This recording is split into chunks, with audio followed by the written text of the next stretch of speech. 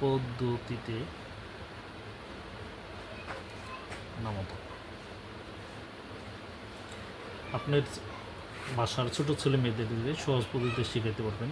5 গুণন 1, 5 গুণন 2, 5 গুণন 3, 5 গুণন 4, 5 গুণন 5,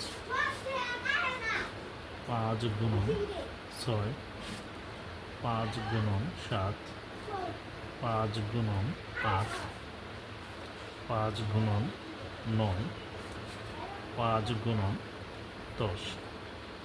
দেখেন বন্ধুরা, এখন কি করবেন, এখানে প্রথমে লিখবেন কি 0, এখানে লিখবেন 0, তারপর লিখবেন 2টা 1, তারপর লিখবেন 2টা 2, তারপর হচ্ছে 3 2টা, তারপর 4 2বার, তারপর হচ্ছে 5, তারপর এখানে লিখবেন প্রথম সংখ্যাটা 5